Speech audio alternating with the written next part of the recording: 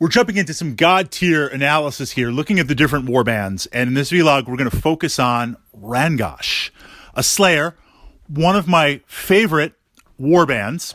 Of course, if you've been following my Godtear vlogs and podcasts, along with the posts over on my blog, I say that about most of the warbands because I really enjoy playing all of them, tactically what they bring. But what I enjoy about the Slayers, what I enjoy about playing Slayer champions is on the surface, they look very one-dimensional. And certainly you can play them this way, and it's hard to argue with the results. Success is your proof. You get in there, you roll lots of dice, and you smash stuff. You get in there, you roll lots of dice, you have some other champions, if you're playing multiples, throw on some curses, and then you smash stuff. But tactically, there's a little bit more of a nuance to playing them and to really get the most out of them, understanding the relationship of the followers to the champion. And I find with the Slayers, but it's, again, especially with Rangosh, because he is very alpha, this idea where you send in the champion and it's just like a path of massive destruction, and you don't quite get the full effect of the followers and how they activate. They're kind of pushed to the side.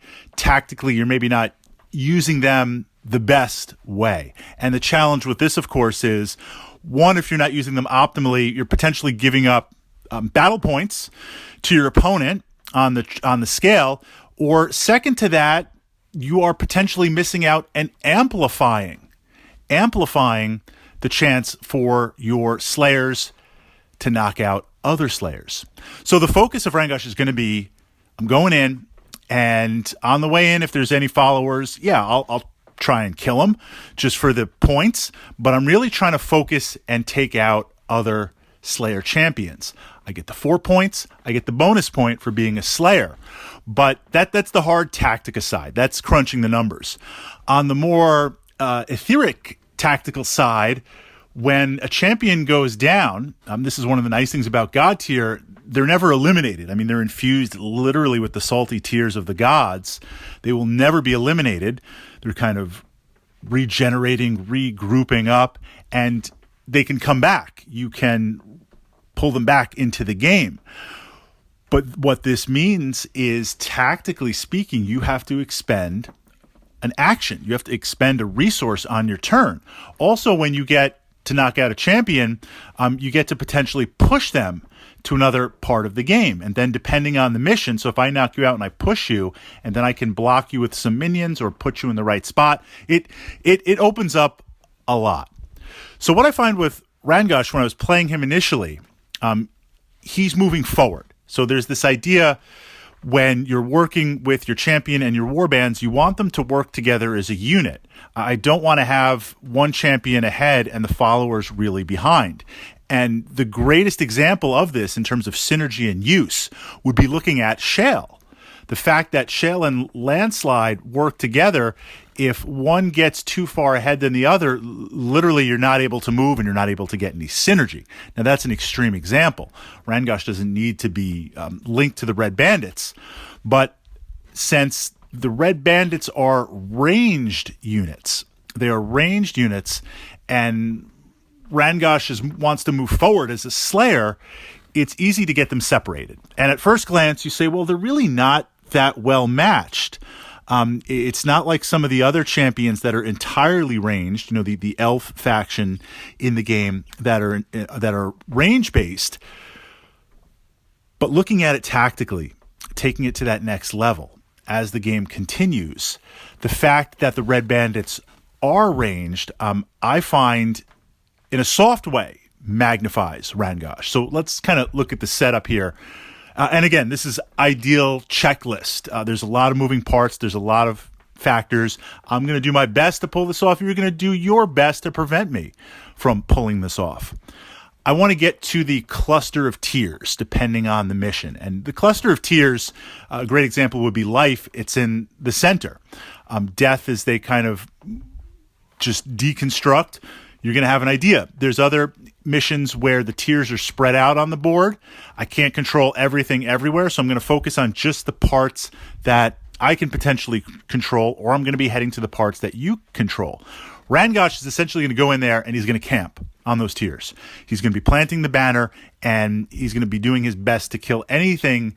It's area denial. Now, with that, what that means is, if it's possible, since followers are half of the game, right? For every warband, there's a champion and followers. Could be 3, could be 4, could be 5. The numbers kind of shift.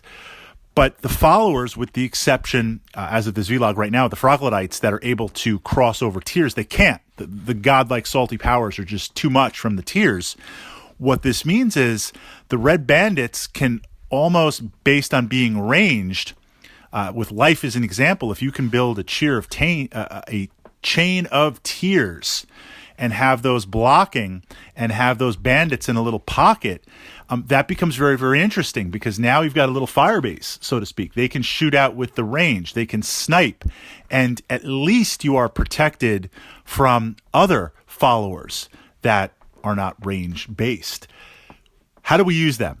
Well, this is where things get kind of interesting, and it amplifies Rangosh. Now, the champions, again, they can go on the tiers, they can go off the tiers, they can move around.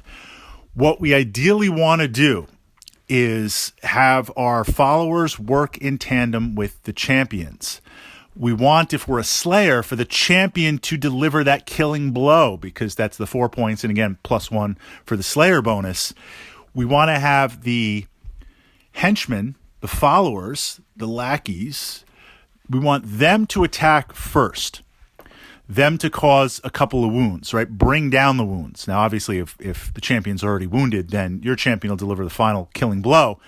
Then attack with Rangosh, and especially if he hasn't moved and you can hit with multiples, or third round, hit with the ultimate, the followers are softening up. And the red bandits are more powerful because as the game evolves, and we're looking at kind of life right now, as the tiers grow, they tend to push out, the followers, and the game, as it moves on various turns, becomes more champion-centric. Well, if the tiers push me out and I can't get base to attack a champion, how do I have that synergy where I hit with the followers and then hit with the champion? Red bandits, they're ranged. They've got their little pocket crossbows and pea shooters. Like, there you go. They have range. They don't need to be base to base. That is a constant amplification of Rangosh. So they're not going to sit in the back. They're not going to hang out mid-field and kind of weaken other things. They are going to be toe-to-toe. They are going to be advancing with him, but working very, very, very much in that synergy. And again, this goes back to, on the surface, it looks very easy. Point and click, send them in. And again, you can do that and you'll get results. But with a little bit of combo, with a little bit of synergy, it opens up so much.